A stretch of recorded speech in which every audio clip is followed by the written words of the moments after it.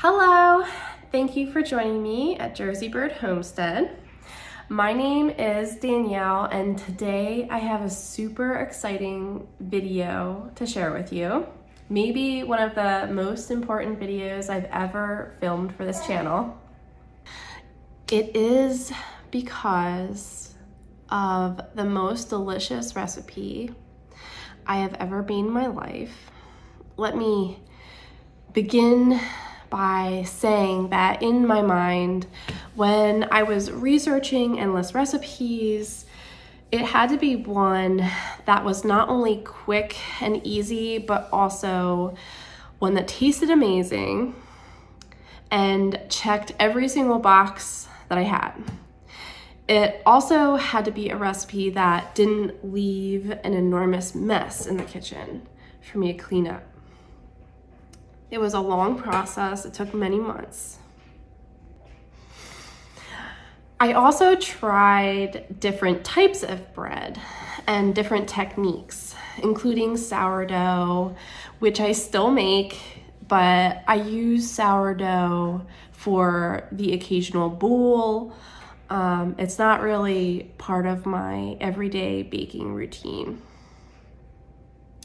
You know, right now, I'm still a stay-at-home mom, but in the not so far future, I will be returning to work, and I had that in mind when I was developing this recipe.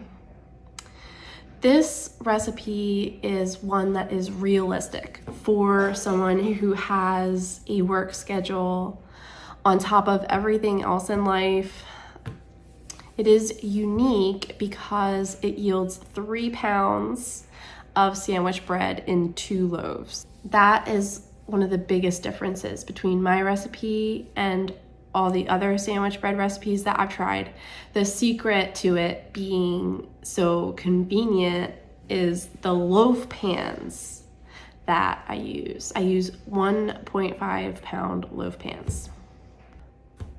So the 2 loaves are great for our family, which is a family of 4, because I freeze one of the loaves and the loaf I leave out, we almost always finish it in about a week before it goes moldy.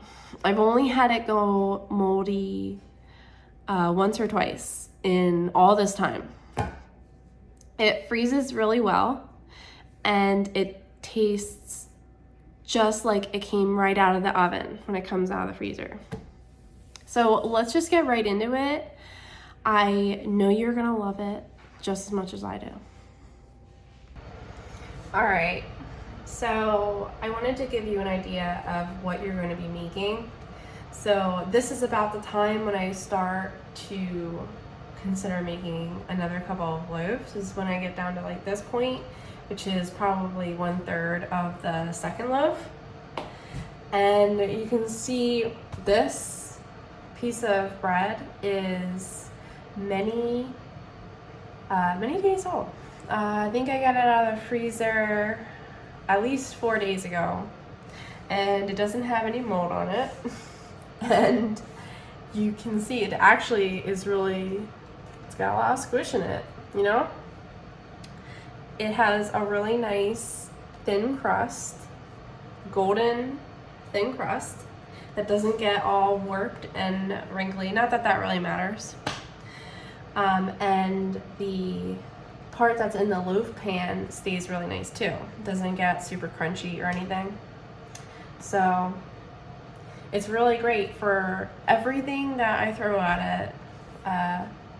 Can wrap around a hot dog, sandwiches, toast, everything. All right, let's get into it. All right, so we're gonna begin by activating the yeast. This recipe uses 2 tablespoons of store-bought yeast. And I just buy this from my big box store that's local to me. And I transfer it to a jar so I can store it in the fridge. Then next, obviously, we're gonna add the water. to activate it. And I'm gonna add all the water in the recipe at the same time, which is a total of 3 cups of water. All right, so you can see it's a little bubbly in there. Next, I'm going to add the sugar, which is gonna be a 1/2 cup. I am sure it wouldn't be a problem if you wanted to substitute honey. I usually use honey in sourdough, but for my sandwich bread, I do use organic granulated sugar. And with this same measuring cup, I'm gonna do the oil. My preferred oil is olive oil. So in it goes. And there you have the first thing that is dirty. This is the only thing we have dirtied so far. So not bad.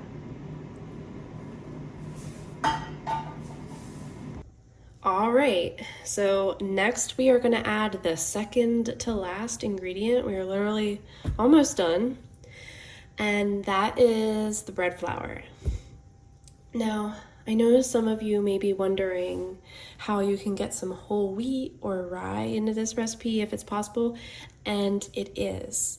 So the recipe calls for 8 cups of bread flour, but if I want a little bit of flavor, we love rye bread. So what I'll do is I'll do 7 cups of bread flour and then add 1 cup of the other flour that I want. So either rye or wheat or whatever you prefer. I am gonna add the scoops of flour now. I'm just gonna skip ahead. This 1 cup measurement just lives in there. These were like the cheap measuring cups from Target.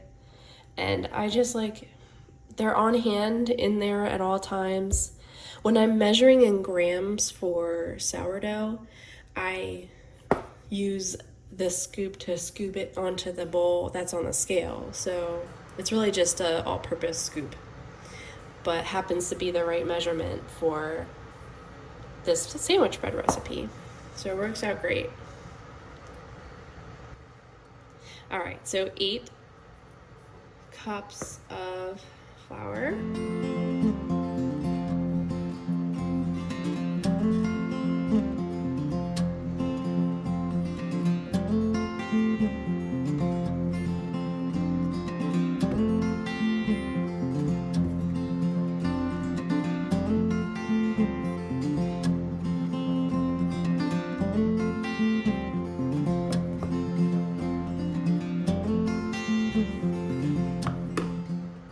All right, and it's already time for the last ingredient, which is salt.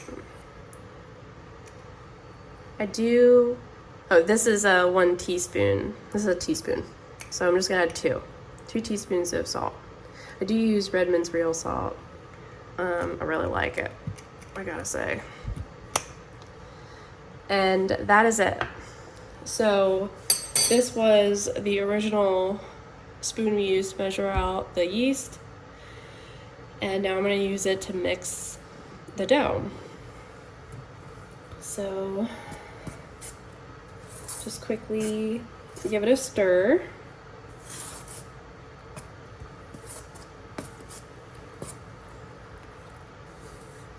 All the water is in the bottom, so I just want to work on bringing it up. So this is my mixer's bowl. It's definitely easiest to do on a mixer. This is a lot of dough. And to do it by hand would take a lot of work. Doesn't mean it's not possible, but this definitely would be easier on a mixer if you have one.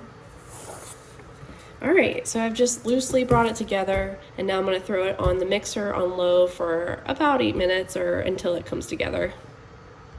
So I'm just gonna do a little bit of quick kneading just to make the dough really smooth and soft. The mixer has really done most of the work. I'm just kind of bringing it all together into a ball. So there you can see my hands I don't have any oil or water on them. I'm just able to do this and nothing comes off. So you can see kind of how easy to work with it is. And now what I'm gonna do is the same, I think this is 6 quart, yeah, 6 quart bowl that I mix it in. I'm gonna let it rise in. So we're not using different bowls. There's no need. Your time is valuable. And this is just another way to kind of save some time cleaning. So it's gonna rise really, really big. So make sure you get all around the rim and the inside.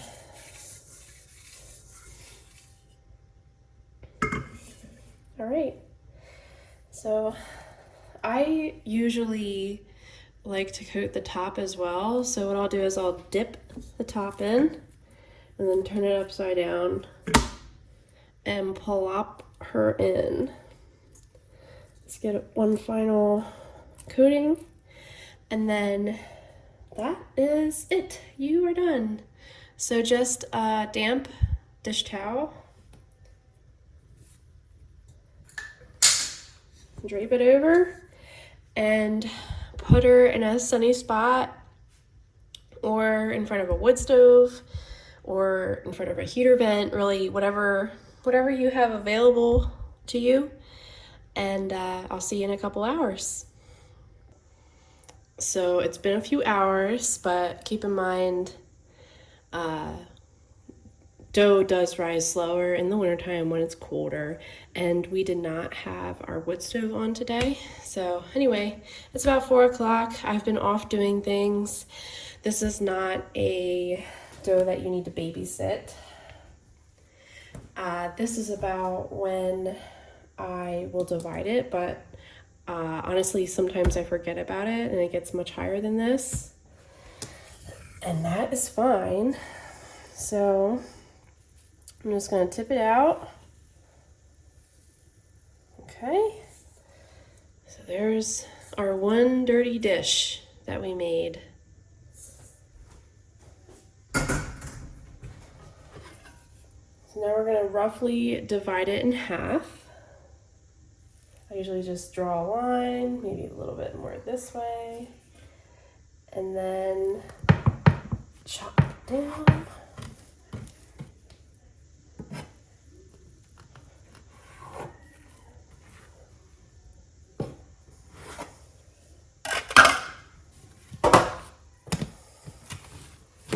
All right, and now we're gonna go straight into shaping.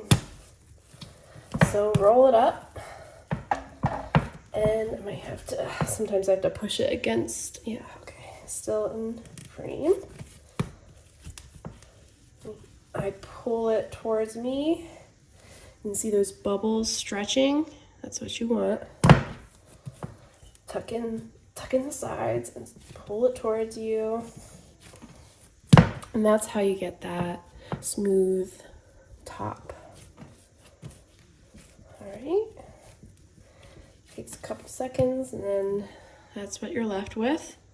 I plop it right into my pan. I use USA pans. Like I said, they are the 1.5 pound loaf pans. All right, so second one. Sometimes my board, it doesn't have to be a board obviously, just a countertop will do. But whatever I'm using will get greasy from the olive oil that we use to coat the pan.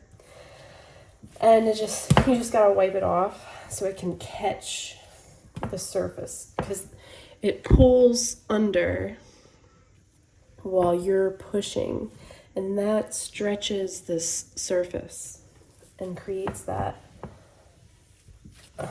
desired effect.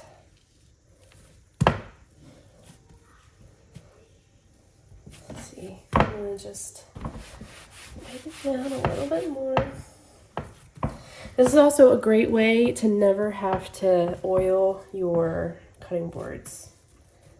This is like, I've never, well, I shouldn't say never. I've oiled cutting boards, obviously, but I don't have to do it very often because I make this bread. So, and then it's okay if the underside looks like that. It's gonna fix itself when it's baking. All right, there you go. Loaf pan 2. So all you gotta do is wipe this off and then let the dough rise for a couple more hours, and I'll be back. All right, so I just got the kids to bed. There has been chaos for the past couple hours, so it's a little bit more risen than normal, which is okay. It's totally fine. This recipe is very forgiving. So as you can see, it's very jiggly and poofy. So let's put it in the oven. I used to always put it in the oven at 350 with my electric oven, but now we have a gas oven and range, so I do up it a little bit at 375. The same amount of time though, 35 minutes.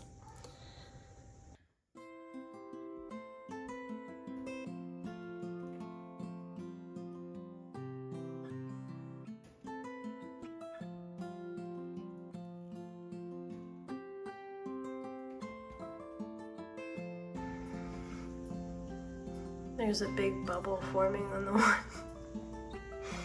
It's all right though.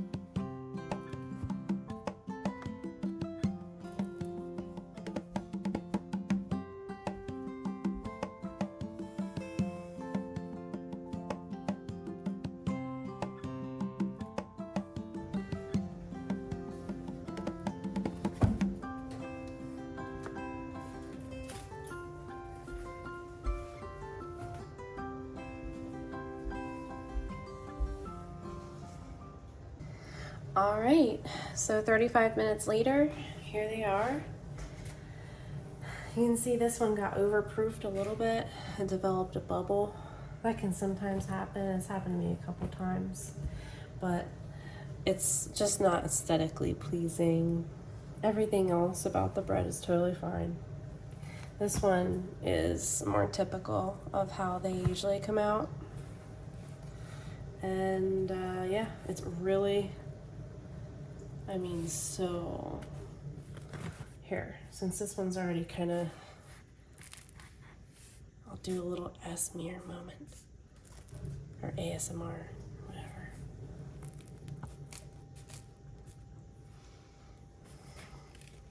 You can see just my hand sitting on it is like dimpling it. Ugh.